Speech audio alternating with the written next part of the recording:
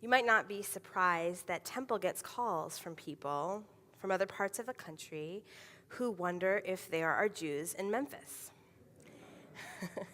You can imagine the surprise when they actually walk into our synagogue. And as Rabbi Greenstein says, if you think the place is nice, you should meet the people.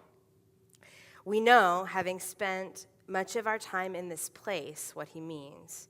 It is the electricity that flows among the people inside a place that makes a place. And it is the spirit of Temple's members that makes it what it is.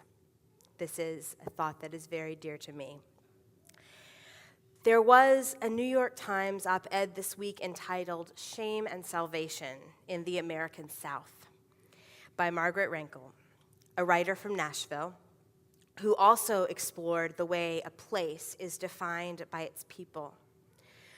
Rankel asserts that the biggest headlines coming out of the South aren't the whole story.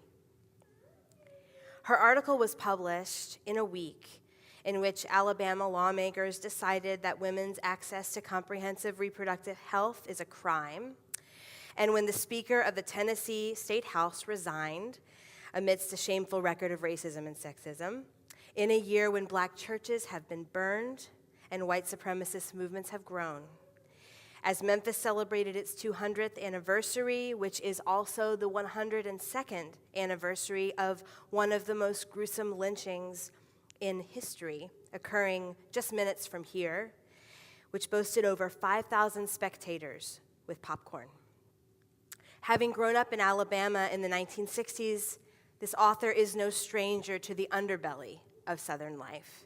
And yet, toward the end of her article, she poignantly offers this. Here in the South, it's a struggle. It's the struggle that so often defines us. We are struggling here. Sometimes the struggle makes us mean.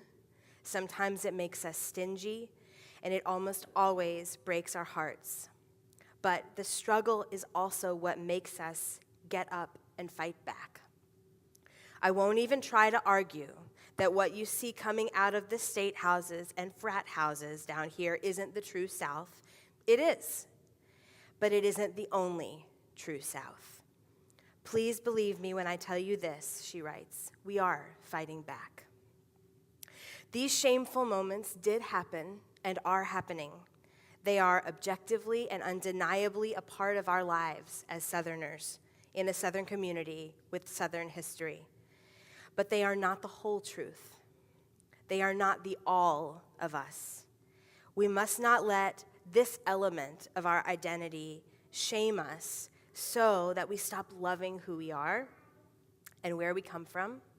For it is only those of us who love this place who will have the endurance and passion to change it. As I read her article, I thought of my own experience before the County Commission last week when leaders from JCP and Memphis Islamic Center and Facing History and Latino Memphis and the NAACP and MICA asked our representatives there to stand up and say that a sitting judge who perpetuates racist and anti-Semitic and anti-Muslim and anti-immigrant rhetoric on Facebook or anywhere else is, at the very least, deserving of censure. It was devastatingly sad to have to be there.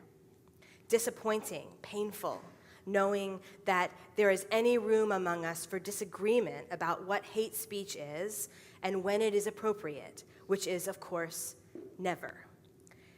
Everyone gathered there from across our city felt that frustration, and even some of the commissioners brought the room to tears by voicing it, especially the ones who themselves had been victims of hateful rhetoric and endured threats of violence to their person.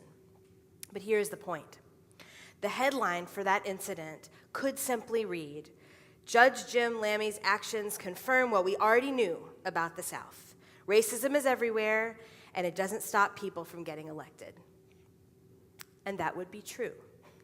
Lammy is not alone, or even perhaps the worst example. And such a summary would reinforce the stereotypes about our community and cause people everywhere else in the country to simply say, "Phew, I'm glad I don't live down there." But that sigh of relief from others does not bring more justice to those whom the Lammies of the world smear, or healing to the centuries of hurt caused by white supremacist and patriarchal thinking. I prefer the following headline, which is also, by the way, true.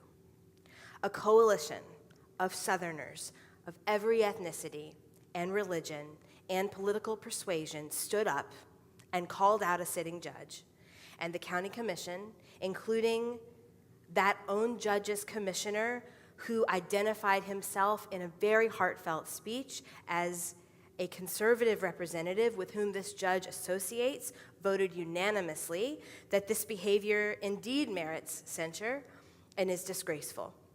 I can attest that it was a powerful experience being in that room, shoulder to shoulder with so many beautiful and diverse Memphians. And the truth of that moment of companionship and support does not happen through the scorn of people living miles away. It is only made real by people who love this place, who are fighting for its soul, people like us. Like many of you, I was born down here. What I see as a Southerner is a place with so much pain and vulnerability, but also so much heart and so much spirit. It is unlike anywhere else I've ever lived, except maybe Jerusalem, which is another place that is defined by its struggle.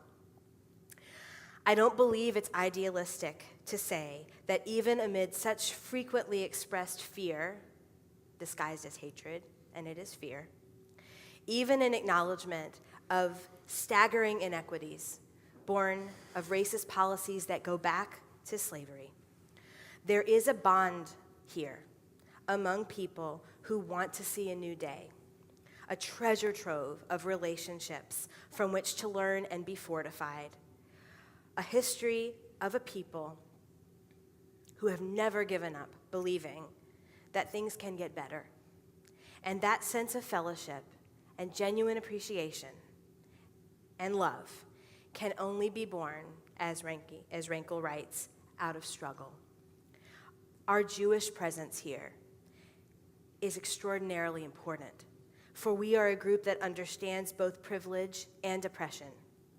We understand that struggle, and we can be some of its most powerful messengers, preaching a courageous look at who we've been and a hopeful vision for who we might become. I hope and pray that we will always remember that it is an act of courage to see all of our scars and flaws in our home, and to refuse to cede its identity to those who represent the worst of us, and to lovingly fight through the pain and struggle to write our own new history, a new story. Our Torah portion this week offers guidance for the way that we must interact with the land that is ours. The Torah says, "Uv'chol eretz achuzatchem, geula titnu la'aretz." And in the land that is your portion, you must provide for its redemption. This southern soil and the southern soul is our portion. And the redemption of this holy ground is in our hands. May God give us strength as we continue to dig in. Shabbat shalom.